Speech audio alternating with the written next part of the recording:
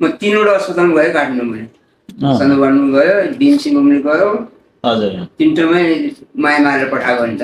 फोक्सो छैन भन्थ्यो क्या, अलि फोक्सो छैन तपाईँको मान्छे पार्दैन भनिन्छ कि। सञ्जीवी ओपति खाउँ कि त्यहाँ भएर ल ल जाउँ जाउँ भनेर बुहारी पनि आयो, छोरो पनि आयो नि त पहिला। आएर अनि त्यो लगेर खाइसकेपछि अहिलेसम्म कुनै ओपति गरेको छैन यहाँ ओपति खाएकोदेखि। अरू ओपति ल एक डक्टर पनि खाएको छैन।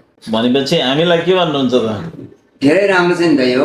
म पनि प्रचार गर्छु फलानु ठाउँमा राम्रो छ त्यहाँ जानु भन्नु मैले भनिरहेको छु नि त, त्यहाँ राम्रो छ त्यहाँ जानु। मैले त यस्तो यस्तो भनेको त्यो ओपति खाएर मलाई धेरै राम्रो भयो। साह्रै बिरामी खोक्ने दम बढ्ने यति पनि हिँड्नु नसक्ने कि अलि पर गयो बज्यो, अलि पर गयो बज्यो, यति पनि हिँड्नु नसक्ने। माया मारेर गएको नि अब बुढो बुढी त म गएर रोएर बाँड्ने, बुढो रोएर जाने। त्यही बेलामा फोन पनि छैन, केही पनि छैन, न मर्यो न बाँच्यो केही थाहा थिएन कि। अहिले चाहिँ कस्तो हुनुहुन्छ त?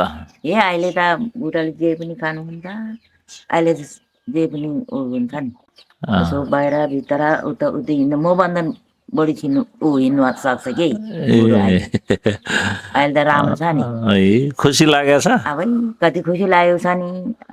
बुढो नभए म कस्तो हुन्थ्यो होला, के हुन्थ्यो होला। अब निको भयो, खुसी लाग्यो।